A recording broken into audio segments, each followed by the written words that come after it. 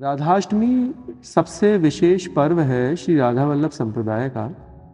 और विशेष इसलिए है कि हरवंश महाप्रभु के जो गुरु हैं श्री राधा रानी, उनका जन्मोत्सव है। तो ये राधा वल्लभ संप्रदाय की आप कह सकते हो कि भैया ये दीपावली भी है। दीपावली, होली और जितने भी सारे उत्सव हैं, वो सारे उत्सव जो हैं वो इसी में ही समाहित हैं, क्योंकि ये हरवंश महाप्रभु के सद्गुरुदेव का जो है वो प्राकट उत्सव है।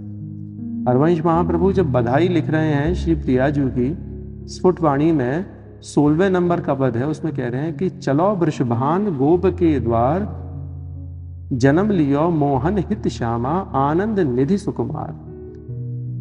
कि यहाँ पर हरवंश महाप्रभु सभी को प्रियाजू के द्वार पर, श्री वृषभान बाबा के द्वार पर अपने साथ में ले चलने के लिए कह रहे हैं कि चलो वृषभान गोप के द्वार। कि साथ में ले जाने वाला तो कोई उत्तम ही उत्तम भक्त होता है जो कि अपने साथ में लेके जाता है। तो वो स्वयं कह रहे हैं कि चलो वृषभान गोप के द्वार, कि जन्म लियो मोहन हित श्यामा। कि श्याम सुंदर जो कि मोहन स्वरूप हैं, उनके लिए जो है वो श्यामा जो सरकार ने आज जन्म लिया है, उनके हित के लिए जन्म लिया है, उनके सुख के लिए जन्म लिया है। तो यह कारण से राधाष्टमी पर्व जो है वो विशेष है। राधाष्टमी का भादों सुदी अष्टमी जो है उस दिन मनाई जाएगी। और श्री राधा वल्लभ मंदिर में भादौ सुदी पंचमी से जो है वो उत्सव शुरू हो जाता है। सर्वप्रथम पंचमी वाले दिन से श्री राधा वल्लभ मंदिर से जो श्री जी के स्वरूप बनाए जाते हैं, ब्रजवासी बच्चों को बनाया जाता है, सखियों का स्वरूप और श्री जी का स्वरूप, और उसके बाद में उनको सजा कर एक चाव निकाली जाती है, एक सवारी निकाली जाती है। वो सवारी का अभिप्राय ये है कि जिस तरह से नित्य विहार में प्रिया प्रियतम वन विहार के लिए जाते हैं, उसका ही प्रत्यक्ष में आप वहाँ पर दर्शन कर सकते हैं इन 4 दिन। वो जो है कहलाई जाती है चाव सवारी। कि प्रिया और लाल के स्वरूप बनेंगे, उनको सुंदर रथ बग्गी में विराजमान किया जाएगा, और जितने भी भक्त हैं वो राधा वल्लभ श्री हरवंश की नाम धुनी पर गाते नाचते हुए बाज़ारों में से वृंदावन के विभिन्न जो मुख्य मार्ग है वहाँ से होते हुए श्री मंदिर से जो है श्री बड़े रास मंडल तक जो है सवारी जाती। इस तरह से पंचमी, छठ और सप्तमी तक जो है ये सारी चीज़ें होंगी। सप्तमी की रात्रि में विशेष दर्शन होते हैं। राधा वल्लभ लाल जी के दर्शन श्री शयन आरती के बाद में सप्तमी वाले दिन खुलते हैं। शयन आरती जो होती है उसके बाद में नित्य प्रति ठाकुर जी जो है अपने शैया गृह में जाके विश्राम करेंगे। पर आज सप्तमी के दिन उन सभी सखी परकर के मन में इतना उल्लास है कि भैया प्रियाजू का जन्मोत्सव है कल, तो आज जो है वो रथ जगा किया जाएगा। तो सप्तमी वाले दिन जैसे कि विवाह से पहले रथ जगा किया जाता है, खूब खुशियाँ मनाई जाती हैं, सप्तमी के दिन ये रथ जगा होता है, जिसमें कि विशेष ढाणी और ढाड़ा ये ब्रज की नारी और नर नारी के बारे में कहे जाते हैं कि ये ऐसे होते हैं जो कि वंश परंपरा का यशगान करते हैं। तो प्रिया जी की वंश परंपरा का यशगान करने के लिए ढाणी और ढाणा जो है वो स्वयं ठाकुर जी के सामने प्रस्तुत होते हैं शयन आरती के बाद में। और श्री जी का विशेष श्रृंगार जो है उस दिन होता है। श्री जी हमारी जो है शयन आरती के से पहले अपनी पहुँचियाँ जो है वो बढ़ा देते हैं, जिससे कि उनको प्रसाद पाने में जो है कोई दिक्कत ना है। जो फूल की पहुँची लटकती रहती हैं वो बढ़ जाती हैं। पर आज ठाकुर जी शयन आरती के बाद में दोबारा से श्रृंगार करेंगे। आज वो नवीन पहुँचियाँ जो हैं फूलों की वो धारण करते हैं। और कभी सुना है आप लोगों ने कोई शयन आरती के पश्चात भी श्रृंगार होता है? पर राधा वल्लभ लाल इतने अलबेले सरकार हैं, वो आज शयन आरती के पश्चात जो है वो श्रृंगार करेंगे।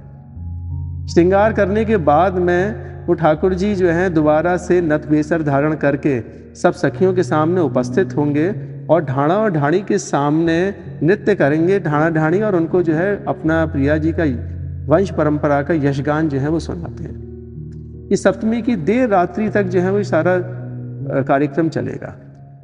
अगले दिन जो राधाष्टमी का दिन है, प्रातः काल ही मंगल बेला में जितने भी रसिक जन हैं श्री जी के निज मंदिर के समक्ष, श्री आंगन में ही मंदिर में, वहाँ पर बधाई गान की सारी प्रक्रिया जो है वो चलेंगी। समाज में प्रिया जी का बधाई गायन होता है, जिसमें कि तरह तरह के श्री कीर्ति मैया के 9 महीने के गर्भ का वर्णन है। बड़ा ही सुंदर वर्णन है इसमें कि हर महीने में जब प्रिया जी कीर्ति मैया के गर्भ में हैं तो किस तरह से हमारी कीर्ति मैया की जो है आभा जो है वो बढ़ती जा रही है, कि स्वयं श्री लाल जी की परम प्रिय प्रिया जी जब कीर्ति मैया के गर्भ में हैं और भैया मणि स्वरूपा जब वहाँ पर विराजमान है तो मणि जो है वो आसपास में प्रकाश भी करे, तो कैसे कैसे श्री कीर्ति मैया का प्रकाश जो है या ब्रज में जो है हर किसी को प्रकाशित कर रहा है, वो जो है उसमें गान आएगा। और अरुणोदय के समय पर, जिस समय पर सूर्य जो है अपने उदयांचल पे आते हैं, वह समय पर प्रिया जी का जो है वो जन्म बताया है अरुणोदय पर। श्री प्रिया जी के जन्म के समय पर ही उसी दिन मंगला आरती होती है, थोड़ी सी लेट, तो मंगला आरती में खूब भीड़ होगी और समाज गायन वहीं पर थोड़ी देर के लिए रोक कर मंगला आरती होगी। मंगला आरती के पश्चात में दोबारा से बधाई का कार्यक्रम जो है वो चलेगा। वाके बाद में श्री राधा वल्लभ लाल आज दिन में अपने निज मंदिर से निकल के बाहर जगमोहन में जो है विराजमान होंगे और वहां पर ब्रजवासियों का दधिकांधा जो है वो शुरू हो जाता है।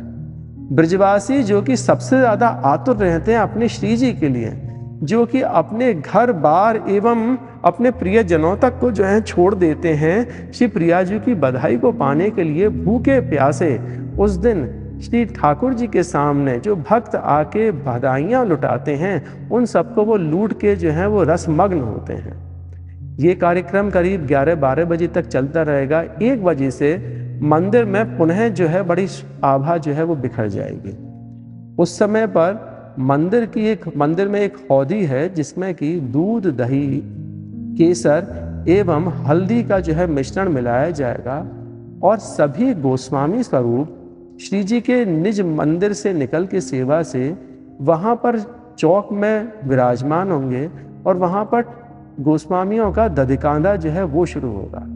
ये दधिकांधा जो है विश्व प्रसिद्ध है, हर कोई जो है इसको देखने के लिए आतुर रहता है कि जो लोग आज तक ठाकुर जी की सेवा में ही देखे गए हैं, वो आज स्वयं बाहर निकल के जो है वो प्रिया जी की बधाई का जो है वो गायन कर रहे हैं और सबको जो है वो रसमग्न कर रहे हैं। तो वो नज़ारा जो है वो देखने लायक होता है। उसके बाद में वही गोस्वामी समाज सारा का सारा श्री जी के सामने जो है आज राजभोग आरती दोपहर में 3 बजे पर काफ़ी लेट होती है। उसके पश्चात राजभोग आरती के बाद में समाज सर्वप्रथम जो है वो पुराने मंदिर में हरवंश महाप्रभु के मंदिर में जाके बधाई गान करता है। उसके बाद में सेवा कुंज के पश्चात बड़े रास मंडल और बड़े रास मंडल के बाद में श्री यमुना स्नान करके सभी लोग जो हैं संध्या की सवारी के लिए जो है तैयार होते हैं। राधा वल्लभ लाल संध्या को भी बाहर आते हैं भक्तों पर कृपा करने के लिए और संध्या के समय पर ब्रजवासी लोग मिलकर मंदिरों से राधा वल्लभ मंदिर से सवारी निकालते हैं जो कि बड़ी विशेष होती है।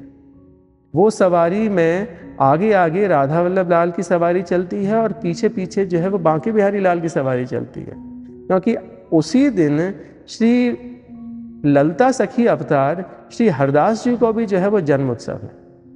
तो बिल्कुल इस तरह से लगे कि जैसे कि हरवंशी और हरदासी एक साथ वृंदावन की कुंज गलियों में विचरण कर रहे हैं प्रिया जी को लेके अपने अंक में भरकर, बिल्कुल वही जो है नज़ारा सामने आता है। तो वो सवारी जो है वो भी बड़ी विशेष होती है।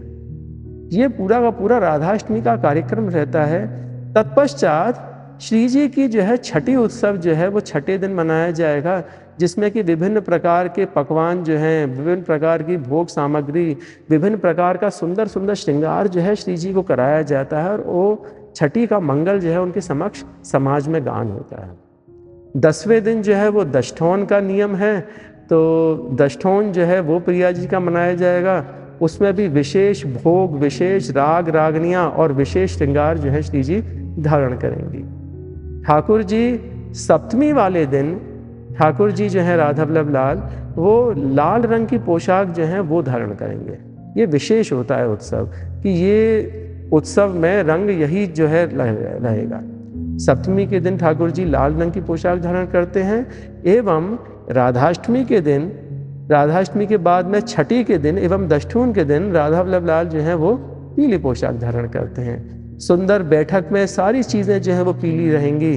चंदोबा, पर्दा, पिछवाई, ठाकुर जी के तकिया, ठाकुर जी की जो नीचे बिछायत होती है वो पूर्ण रूप से जो है वो पीली पीली रहती है।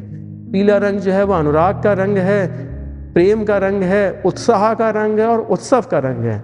तो जब हमारे लिए इतना बड़ा उत्सव है तो ठाकुर जी भी अपने आप को जो है वो पीले रंग में जो है वो रंग लेते हैं।